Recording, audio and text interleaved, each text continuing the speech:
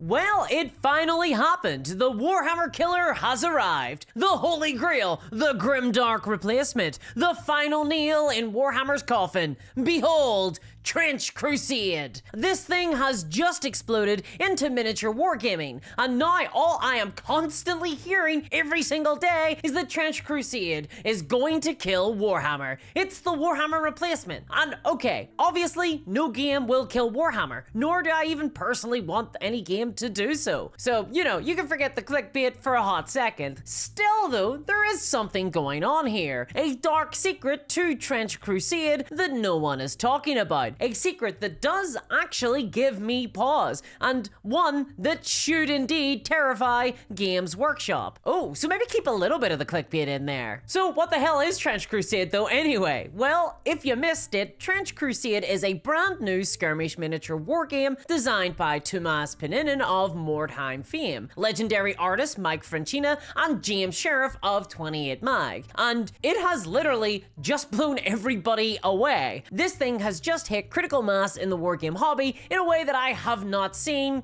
well, since forever. And I think there's a lot of reasons for that. Firstly, the setting is pretty wild. It's a very nasty, grimdark wargame in a setting where the slaves of Satan march against the foot soldiers of God, and everyone is digging down into the mud because it's World War I, but also hell, but also World War I. They're both kind of as bad as each other. And while that sounds a little bit too close to my average Wednesday morning experience, hump days, am I right? I'll just roll with it because it has made a huge splash. The Kickstarter campaign just ended, having achieved over $3 million of funding. Yeah, that's $3 million with 20,000 backers. That's one of the biggest Kickstarter campaigns in miniature wargaming history, and it's definitely up there in terms of tabletop overall, probably being surpassed only by that campaign where Henry Cavill promised to reveal his ankles. Oh my.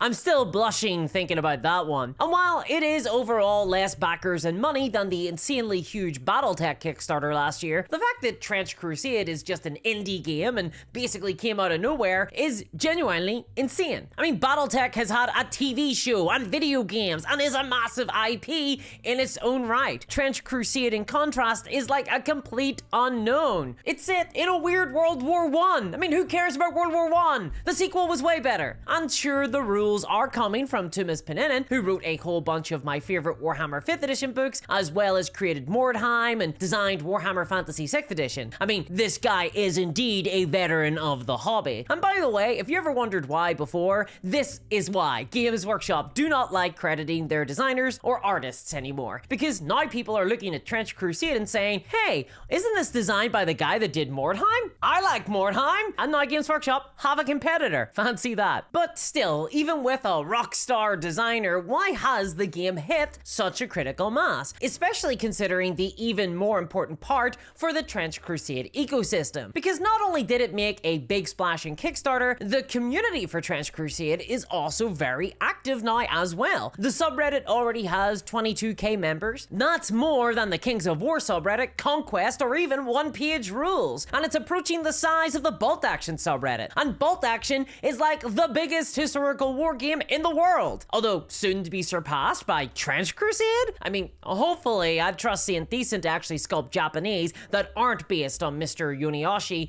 at least, which is a depressingly low bar. But the success of Trench Crusade is insane, considering that it basically entered mainstream wargame consciousness like yesterday. And the subreddit is even pretty active too. There's tons of discussion that's happening, with people asking the important questions like, why does hell hate us? The answer to which is, I'm not sure. I thought we were doing a pretty good job aligning ourselves with hell recently. Oh well, we can always keep trying. But that type of community hubbub is not something I can say most other war games even have. So clearly there's a lot of hype for Trench Crusade. Content online is even getting views. Discords are popping up. This is fantastic for the game. But there's a dark secret to the success here, an element that no one is talking about. And while this is going to cause some problems for them in the long run, right now, it's going to give them a little bit of an edge on Warhammer 40k, and even other huge properties like Dungeons and Dragons. Dungeons and Dragons, of course, being the major role-playing game. But hey, if you've ever wanted to play a role-playing game like Dungeons and Dragons, then you're going to want to check out today's sponsor, Fablecraft. Fablecraft is a virtual free-to free-to-play TTRPG that's Dungeons & Dragons adjacent, but designed to be played digitally with an unreal level of ease. Fablecraft is the perfect on-ramp for anyone curious about role-playing games, and it comes with its own D6 dice system, familiar to Warhammer fans out there. It has a whole ton of easy-to-learn mechanics and lots of immersive, beautiful art. It even comes with pre-built adventures that eliminate prep time for the games masters out there, and it has a whole list of intuitive homebrew tools so that if you do want to customize things, you can do that too. But for the games masters, aspiring or otherwise, I think the coolest element is that Fablecraft features a huge host of pre-built adventures that you can just quickly load up and play with your friends. Like me, because I've got lots of friends. Look, here's proof. There's me with a whole bunch of friends. We had so much fun at that event. Fablecraft is free to play on Steam for PC and Mac and is also available for iPads now too. Get it at the link below. Click it. But you'll also want to check out their next big adventure, Once Upon a Wildwood. It's coming out this month and it features a full comprehensive GM guide, animated environments, battle maps, a host of monsters with unique fighting styles, NPCs, a full soundtrack and soundscape, and even inventory items for your players, all for use in a full 5-session campaign. And if you're a player, don't worry, because you can create your character in minutes, and the game is super easy and intuitive to learn with no math. That's right, we banned math. It's out of here. Yeah, get out of here, you jerk. Now the only skills you're ever going to need are lute playing and eating bananas. People said that my degree in elf dancing was worthless. Pah, shows what they know. Who needs bridges anyway? So check out Fablecraft in the link below, and thanks to Riftweaver for sponsoring today's video. Now, okay, Trench Crusade, it's getting massive out of nowhere, but how? It's not like they spent a ton of money on advertising. No, seriously, they didn't. I saw no adverts at all ever for the game. Neither did Uncle Adam. It just doesn't seem like there was any money really spent on that area. Instead, it seems like organic word of mouth was the main driver of success for Trench Crusade's campaign. So why were people so excited? What made this game such a successful competitor to Warhammer 40k when so many others failed? This time, it seems like people wanted to talk and scream and rave about Trench Crusade. Well, Trench Crusade's secret is that they did something that many other competitors to Warhammer 40k haven't done. They identified the source of Warhammer 40k's power and they stole it. Because there have been many so-called Warhammer killers before, and none of them have succeeded. Although War Machine got close, God love him. Most games though have tried to compete on price with Warhammer because it's such an obvious thing to attack. Warhammer 40k is overpriced. That's a huge problem, and everyone, except Warhammer hobbyists apparently, know this. But in this case, Trench Crusade is competing with Warhammer on a different level. See, Warhammer 40k has always had a little bit of a secret sauce that has made it seemingly immune to any wargame competition. And it's not the rules or even the sculpts, no. It's the vibe, the grimdark, the gothic horror, the giant church spires, the organs bellowing, the feeling infrastructure, the art that looks like this. It's the stories about billions dying, planets exploding, the evil inherent in every single faction, the lack of heroes, the prevalence of giant cathedral spaceships and huge armor and space feudalism, and the black metal nightmares of the 41st millennium. Whew. I get hot just thinking about it. That is what attracts so many people to Warhammer. It's what attracted me. That dark, bleeding heart. And no other game could ever really compete with that, you know, until now. Because Games Workshop have left themselves uniquely open at this stage of the Warhammer 40k lifespan. Because besides the Necromunda line, most of Warhammer 40k these days just feels a lot less grimdark than it used to. When I first joined the wargame hobby and got into Warhammer, it was the early 2000s. Wheelies were blowing everyone's mind. The Lord of the Rings had just come out, and 9/11 was still very much in public consciousness. 4th edition Warhammer 40k was large and in charge, and at that time, grimdark felt like the main driver of the game. The setting was vaguer back then, scarier. The galaxy felt like a bigger place, and it had not been colored in. Most of it was still unknown. Lore was vague and evocative, and the actions of individuals mattered little, and the actual Imperium itself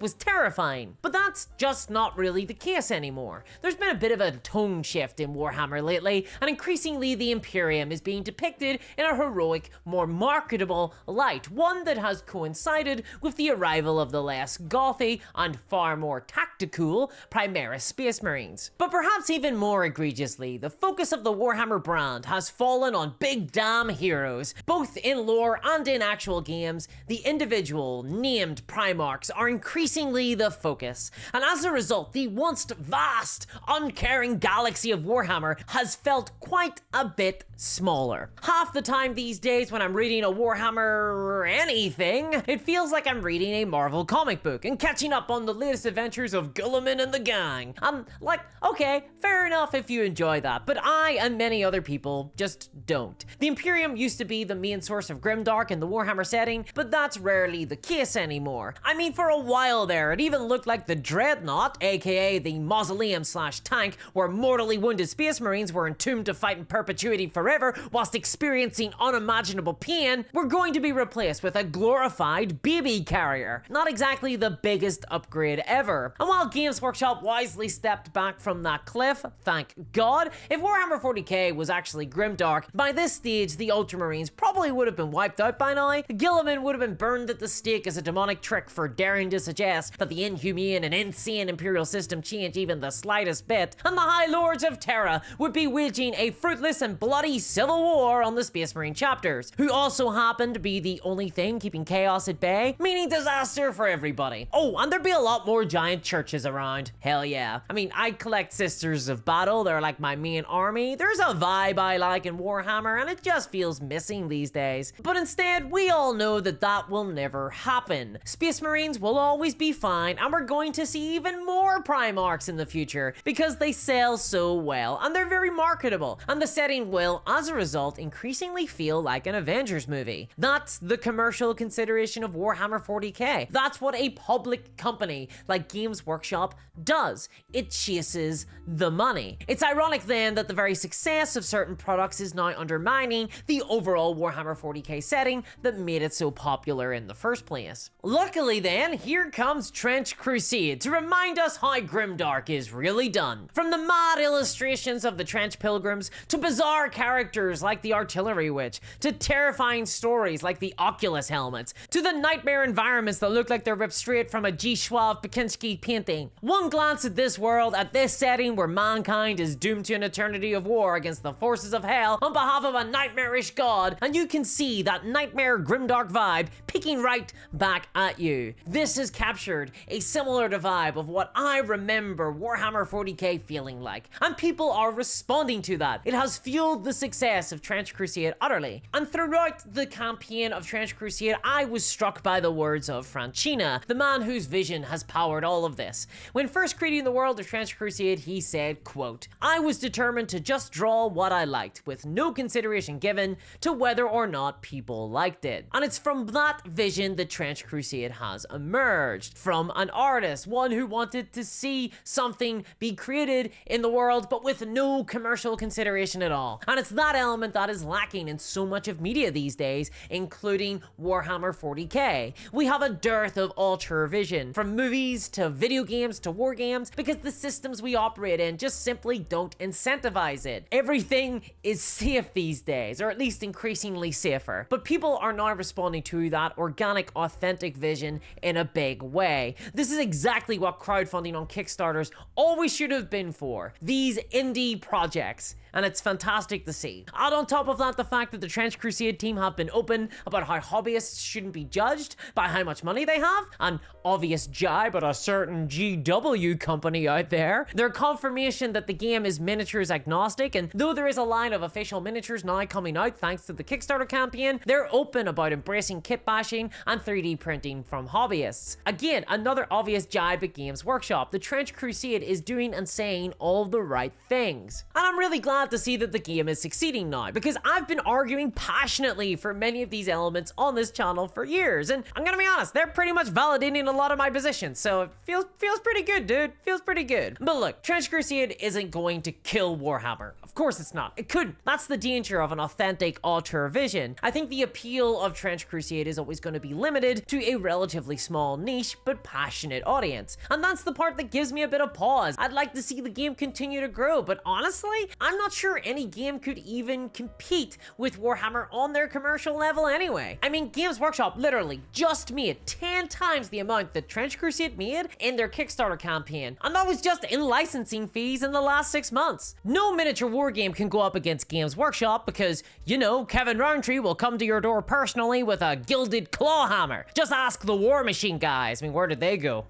Kevin Roundtree knows. But Trench Crusade is successfully eking out a position as an alternative game and a grimdark setting for those passionate about that, and that's awesome to see. The wargame hobby needs it, and it's great for anyone hoping to see more competition within the wargame hobby. And while I do have some quibbles about the Kickstarter campaign, the miniatures are quite expensive, for example, overall Trench Crusade is looking pretty good, and I just hope now that there's no issues with fulfillment. Still, I'm looking forward to the release of the physical miniatures and actually getting to play a game. In the meantime though, if you're like me and looking for games with a similar vibe, then you'll want to check out The Doomed, published by Osprey Games, because it's pretty cool. And if any of this spoke to you and you want to support coverage of the miniature wargaming hobby, then please check out my Patreon to help me do this in a world where ad revenue has plummeted off a cliff and, you know, now I'm forced to eat raw potatoes every night. At patreon.com, Discourse Miniatures, you can get me there. And a massive thanks to my patrons, especially CryptoKev, and I'll catch you all next time. Bye bye.